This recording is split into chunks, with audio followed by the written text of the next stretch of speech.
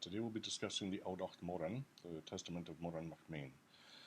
So I'll give the Middle Irish, and then the English translation, then a brief discussion, and then we'll move through the piece. This might take a while. Incipit audacht Morann Mac do feredach fin fechtenach mac kroma hin nar, mac shit injene loi mac derele di cruen tui. Berstavacher ast in een broe jaren dlikun tiger neten erend. Doro hij gegoeg ach feredach nama in broe avacher. Tot liut shi jarum tarish geslok heb ach es fuitisch morren in audach sho kuchu id est. Herein lies the testament of Morann, son of Main, to Feredach fin Fechtenach, son of Crowmahin Nianar. He was the son of the daughter of Loth, son of Derela of the Picts. His mother brought him away in her womb after the vassal tribes had destroyed the nobles of Ireland, except for Feredach in his mother's womb. He came afterwards with hosts, and Morann sent this testament to him. So, this is the introduction, like a title. It describes who the poem is from, who it is towards, and what it is concerning. So, following the massacre, the exodus of the earls, when the royal houses of Uli were sent over in Dalriada to Scotland, what would become Scotland, one of the kings, as a child, was sent over in his mother's womb, as it says. Morann, the high bard, the high judge of Ireland at this time, sends him this testament, this will. This is what a king should do. Now the next section is the poet's introduction. This is where Morann calls upon his messenger, because he himself, he's on his deathbed, so he himself won't be sending this message, so he sends it through a messenger, and he weaves into this, it's repeated at the beginning and at the end. At the beginning, he weaves in why the king must pay the messenger for this message he's relaying. At the end, he tells what the payment is. So the poet's intro goes, Atre tachomlai amoneri nuolganai, nuot boichin goiru, for inchech ara for meicher fasik for ber vier, fin de buona, mobrehara rimbas, bert de bukich jirikit likir kech flachemoin. Which translates as, Arise, set forth, O my Nera accustomed to proclaiming. The virtue of dutifulness makes you known, dutiful the journey you undertake. Announce, increase truth, fair and lasting, my words before my death. Bring him the virtue of rectitude, which each ruler must have. Now, he says, Jatesh sech kechrig atre mitjur sai armo kenur pli. If you go past every other king, I measure them for the protection of my kin. Now, he begins to sing the praise of the king, for which a bard could extract. For every word of praise, a bard could extract payment. It was his lawful due. So, ma heisi shu korrik, reisif koferdak fin fechtenach fobeu, beshin flahech shiutu landflaho, luifi I tuaha, tuadet komor, moigfi komorpe, komlan kongret, kome mo kosk jar mohasunt, sluint do kekembrecher, berdo for kekembrecher in sosjer kosk. Koch ma firini, kotten ofahar, tork ma firini, totten orkeba, kulke atuaha, kot kelfatar, farhe atuata, far resat, talge atuaha, ta nalgafat. Now, this is actually sections 4 and 5 together. Section 5 is the famous, and you'll probably recognize it if you've studied Irish literature at all. So, it translates as section 4, if you go to a king, hasten to Feredach, find the fine of the Fechtenach. Good, virtuous, he will be long ruling in the seat of full sovereignty. He will move many tribes of thieves to the sea. He will increase his heir, filled with valor. So, that's section 4. Now, section 5 is the famous one. It goes, Let him keep my advice which follows here. Tell him with every other word. Bring him with every word this lasting justice. Let him preserve truth. It shall preserve him. Let him raise truth. It will raise him. Let him exalt mercy. It will exalt him. Let him care for his tribes. They will care for him. Let him help his tribes. They will help him. Let him soothe his tribes. They will soothe him. Emphasizing the reciprocity between the ruler and the ruled. Because power in the ancient Irish structure, and the Brehov structure, doesn't simply fall down upon the people, it rises up from the people. There's a saying in the Brehov laws that no king can be a free man because he is bound to the people under him. So as long as you are bound, you are kele, and you cannot be nemedi. Kele means bondservant or bound. Nemed is the free peoples, who are unbound to anyone without responsibility for their livelihood to anyone but themselves. A king can never be that because he's reliant on the people that he rules. Now, this goes up in the form of tribute, and it comes down in the form of justice. Now, if the king's justice is faulty, this reflects itself in the land, which is why kings had a very rough time back in the old day. Nobody wanted to be king in the old day. So, this goes on to section 6, which begins, Aperfris. Is trefer flacheman mortliki morslogo no marlochit di doinib dingbatar. Is trefer flacheman kon ita marhuaha marmoini mitahar. Is trefer flacheman at moskache fri krika komen mat kurihar. Is trefer flacheman kat kormaba konakli a kommer bechlandas. Is trefer flacheman adment an marmesu marfa de mrastatar. Is trefer flacheman an blechte marbois munjeter. Is trefer flacheman rabbi kert achor or doisil imbe. Is trefer flacheman to huib la huiske heske strocheb snachgehar. Is trefer flacheman kland a carne kaine to miser derepet deha. Tell him, it is through the truth of the ruler that plagues and great lightnings are kept from the people. It is through the truth of the ruler that he judges great tribes and great riches. It is through the truth of the ruler that he secures peace, tranquility, joy, ease, and comfort. It is through the truth of the ruler that he dispatches great battalions to the borders of hostile neighbors. It is through the truth of the ruler that every heir plants his house post and fair inheritance. It is through the truth of the ruler that abundance of great tree fruit and of the great wood are tasted. It is through the truth of the ruler that milk yields of great cattle are maintained. It is through the truth of the ruler that there is abundance of every high tall corn. It is through the truth of the ruler that abundance of fish swim in streams. It is through the truth of the ruler that fair children are well begotten. These are the edicts placed upon a king. Break these, you lose kingship. And remember, Irish kingship is not hereditary, it's competitive. Anybody who can fulfill these duties, if you cannot, will take your place. So oftentimes you would have a king whose queen and princess were not actually of his family, but they were the queen and the princess that were able to fulfill the function. Very different from what we understand as feudal kingships. In my humble opinion, much better system. So section 7 is one of my favorites, and it's reflected. There's actually in the Vedas, in the Vedic scriptures, there's a section that deals with a charioteer and chariot rims, which is what this deals with, and it kind of echoes that. So this is where I kind of think that there may have been some resonance in the religion of India and the religions of the Gaels. So, number 7, Aperfris, Osheoik oik fly, Ardoskae arets en karpich, Arnichan hotli ares en foni, Remijeki jarmojeki tarsko jesul skotuaviol, Jeeki im jich im didnhar, Arnap kofoilna fona fodrein, Fondai Fodrahat. Sorry about that. Tell him, since he is young, his rule is young. Let him observe the driver of an old chariot, for the driver of an old wheel rim does not sleep. He looks ahead, he looks behind, in front, and to the right and to the left, the way of God and the way of the people. Jeshil, the way of God, Tuaviol, the way of the people. He looks, he defends, he protects, so that he may not break with neglect or violence the wheel rims which run under him. He is responsible. The charioteer is responsible for the chariot. The king is responsible for the nation. If the nation fails, it is the king who pays the price. If the chariot breaks, it is the charioteer who must fix it. Something we could all use in our modern politics to remember. So, the next section is much more pointed. Aperflis ni hueslikar nach im brechemoin meine fosach firin fiestar. That's section 8. Section 9. Is trefer flacheman roske kachta mochtite min sui is ar siujus seis fria forketal forrecta rodamer. Is trefer flachemon krichat ket flachemon firion korosek bachen hingelte.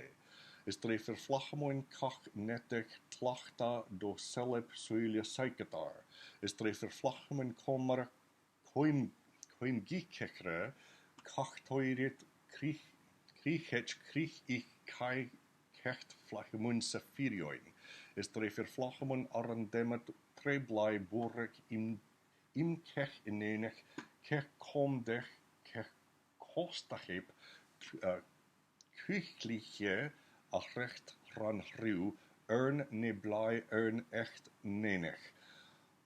Eil blai jeep duni, tes blai diep buich kumerhike komep komanep morep midkortep medarde mbai ngai nai ingai.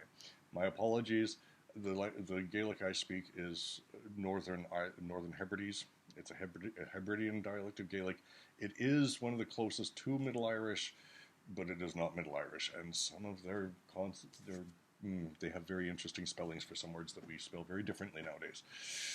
Anyhow, so what that translates to is, tell him, let him not exalt any judge unless he knows the true legal precedents. It is through the truth of the ruler that every man of art attains the crown of knowledge. After that he will sit to teach the good rule to which he has submitted. It is through the truth of the ruler that the borders of every true lord extend so that each cow reaches the end of its grazing. It is through the truth of the ruler that every garment of clothing is obtained for glances of eyes. It is through the truth of the ruler that enclosures of protection of cattle and every produce extend. It is through the truth of the ruler that the three immunities of violence at every assembly protect every lord from the restraints of collision during the course of his noble rule. The first immunity is the racing of horses at assemblies. The second immunity of them is a hosting of a military force. The third immunity is the privilege of an alehouse with friends and great abundances of mead circuit where foolish and wise, familiars and strangers are intoxicated. So this is where the king rules. Now, I'm going to do sections 10, 11, and 12 because they lead into section 13 nicely, but I'll do them all as one thing. Aperfris, nimar in horsle in ingderka is dorha kecha flacha folem la fosca fini le fly fulige. 10. Number 11. Aperfris, noch frifolu rodlingeter torata do arneden aronia rasa ima ruide gruite fibrep free roi free halchicha free anel free nuili imdelga. 12. Aperfris, ni aurdala dana soni na muinje mar na lesa fer ipri lame. There goes my smooth diction, which is a requirement of a bard, which in the triads you'll find that out. So, what this translates to, number 10, let him not redden many forecourts, for bloodshed is a vain destruction of all rule and of protection from one kin against the ruler. 11. Tell him, let him give any reciprocal service which is due from him, let him enforce any bond which he should bind, let him remove the shame of his cheeks by arms in battle against other territories, against their oath, against all their protections. 12. Tell him, let not rich gifts or great treasure or profit blind him to the weak in their sufferings, because a king has a responsibility. He's not just there for power, he's there to rule, he's there to order society, and if he doesn't, he's no king at all. So, section 13. This is how a king should measure his judgments. Okay. Aperfris, admistar dulemoin torsat amel torsata nach ata muinib miestar, nikape lantore dotobera, admistar asa chrochip talbein, admistar asa besep buer, admistar asa inkrip ibar, admistar asa koklo kechrai, admistar asa mochi mlicht, admistar asa huisib hi, admistar asa sru slanduinach, admistar iarna asa hoihib hua tokarhib, admistar ume asa beha brikband banetkip, admistar ar asa forniamep alarmep Atams raip. Admestar huir asa tinremep hi torra tekail. Admestar kaurhu asa kotuhi do hlachtep hua tua telklanahar. Admestar muhu mechahar ar a kachrik reme recht. Na ret na asa muinip miastar. Nibi ka lantora do tokera. Tell him, let him estimate the creation of the Creator who made them as they are made. Anything which he will judge according to its prophets will not give them with full increase. That he will not judge according to its prophets will not give them with full increase. Let him estimate the earth by its fruits. Let him estimate the yew by its well-made articles, meaning spears. Yew shafts were straight, and so they would be really good for making spear shafts. Let him estimate the cattle by their winter circuit of fame.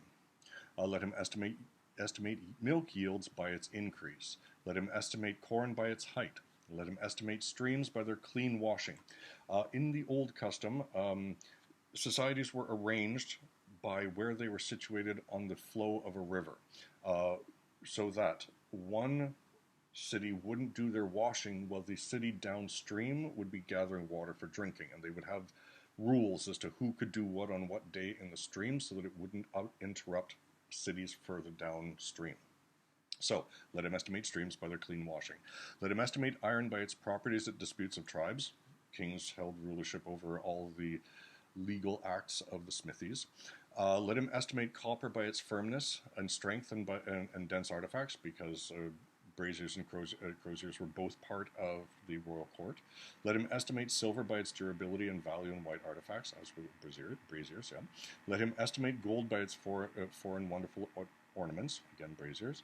Let him estimate the soil by its services, where people may seek out produce. Let him estimate sheep by their covering, which is selected for the garments of the people.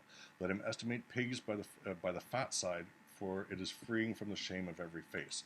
So, instructing the king to judge fairly. Judge by the fat side. Don't judge by the thin side. Let there not be a reddening of faces. There's also an interesting parallel between this verse and the arrival of Hlu at Tara. All of the things that he claimed to have knowledge in that made him Ildanach, the equally skilled in all the arts, are listed in this particular sentence. All of the people who have duties directly at the king's court are listed here, and these are the things that the king has rulership or judgment over. Section 14. Admestar dordrung fognama foignat biahat toimedet tjarbet tar flaha fyr fotla. Admestar sinus suidib sinser somnip illip aimichin. Admestar ahra sko mahra muinjip gaihir gofarsaita. Amedstar foibrihu kechdana doingep dronep dake deep. Admestar kerk ak koir ak fyr ak like ak kochmus ak eskorus kacha flacha fyra fricha hoilia eichilne. Admestar gira koir kach greit gi socher mehip ak es dorne mehip. They say soren mehip, dorne mehip, I say soren med, dorne med. It's a dialectical thing. Rumere su rom dergatar. So, this is sections 46 through 52.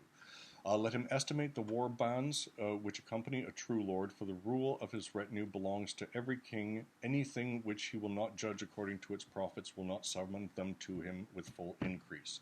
If he makes a false judgment, he will not receive the benefit of the thing he makes a false judgment of. 47. Let him estimate unfree persons and serving companies. Let them serve, let them provide food rent, let them measure, let them give it in return for the true grants of a ruler. This brings up a point I make all the time online. A king who cannot offer chosric or lordly protection is no king at all, according to the Brechin law.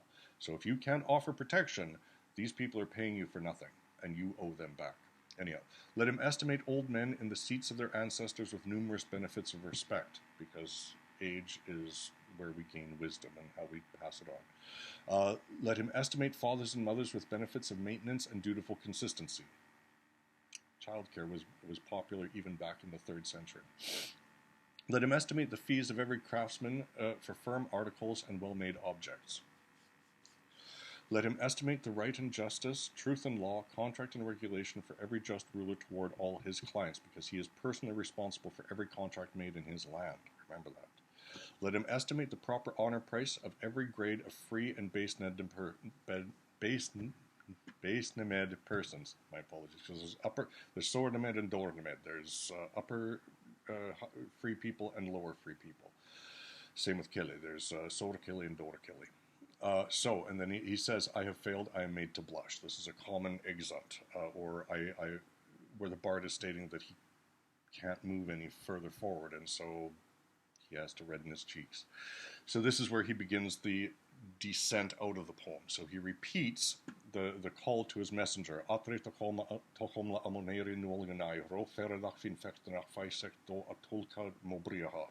Arise, set forth, O Mynheer, accustomed to proclaiming, to Feridach fin Fechtenach. Announce to him the high points of my words. This is one of my favorite sections. I use this when I light my morning candles in the morning. Toliki dorki do sorki, toliki brondo falci, toliki borto eknu, toliki bai do gai, toliki dor do sor, toliki dochil do clocheb, toliki njoistu do garst, toliki kolche do elesprit, toliki dishkiri do fosti, toliki dofe do jalni, toliki anfly do fearfly, toliki debri do chori, toliki go do fear. Darkness yields to light, sorrow yields to joy, an oaf yields to a sage, a fool yields to a wise man, a serf yields to a free man, inhospitality yields to hospitality. Possessiveness, they use a different word, yields to generosity. Meanness yields to liberality. Impetuosity yields to composure. Turbulence yields to submission. A usurper yields to a true lord. Conflict yields to peace. Falsehood yields to truth. This is where he demands the payment. Aperfris, bat rokar, bat firioin, bat kosmel, bat kuibsek, ba fossa, ba elespar, ba garte, ba fjallnech, ba indrich, ba suinge, ba forfoste, ba firbrechach. Tell him, let him be merciful, just, impartial, conscientious, firm, generous, hospitable, honorable, stable, beneficial, capable, honest, well-spoken, steady, and true judging. For each of these is a praise. For each of those he receives gold. So section 18. That's kind of funny that we go to 18 from 17. Ar atat adjech toferat goi gach flachemoin fomnus arne hinderna kech fomus huilia a huili flychimna. Feisig uim in dech fly ech febus kluich akosar clan akellen she akesugel toke toaha. For there are 10 things which extinguish the injustice of every ruler. Beware that you do not do it. Beware of everything, O rulers. Announce from me the 10. Rule and worth, fame and victory, progeny and kindred, peace and long life, good fortune and tribes. This is section 19. Apere fris. Ni fil kechri flachimna, firfly, kjalfly, fløy kongbale, koslokep, tarfly, firfly, ketmus, juhershit, fri kachfo, fristibi firini indi kluinahar, cotton ochep, inje inaiki. Ar in firfly nat niamat bi benbachnep, kjalfly, ar klich shit, kricha, skotuha, to tlichet ashoy ach techre in do. Fly kongbale, kof slokep. Insuit a slok in snatat ar adinelli. Nasaihi soch kadach sechter. Tarfly, tos slight shita, tos later. Ar klich, ar klechar, tos senar, is fris convri buirhar beneb. Right? Tell him, he may die, he will die. He may depart, he will depart. How he has been, how he will be, that is what will be proclaimed. He is not a ruler unless he performs these deeds. Tell him, there are only four rulers: the true ruler, the wily ruler, the rule of occupation, and the ruler with hosts, and the bull ruler. The true ruler, in the first place, is moved towards every good thing. He smiles on the truth when he hears it. He exalts it when he sees it. For he whom the living do not glorify with blessing is not a true ruler. The wily ruler defends borders and tribes. They yield their valuables and dues to him. The ruler of occupation with hosts from outside, his forces turn away. They put off his needs, for a prosperous man does not turn outside. The bull ruler strikes and is struck, wards off and is warded off, routs and is routed, pursues and is pursued. Against him there is always bellowing of horns. And the repeat of the intro. Atreite homla amonere nolganai, kotheredak fin fechtenach flamahain noasel en aun. Ko kech flachemoin falna har ko fir. Forkma mo vrira bertech gobuich. Atre muter sai armochenu chli, kotom echnigetar finit. Arise, set forth, O my Nere, accustomed to proclaiming to Feradach fin Fechtenach, a noble, mighty ruler. To every ruler who rules truly, let him keep my words. They will bring him to victory. I measure them for the protection of my kin. I am forced. Finished. And that is the audacht Morann Machmain, the will or testament of the High Judge Morann to the King Feradach fin Fechtenach, who was in between the I think it was the 3rd century. This poem was scribed down around the 7th or 9th century, but it refers to a 3rd century Dalriadan king. So there is that. I will try to put a copy of both the English and the Middle Irish text in the notes or whatnot. Thank you very much for listening. I hope this was useful in some way, and look forward to talking to you soon. Watch them.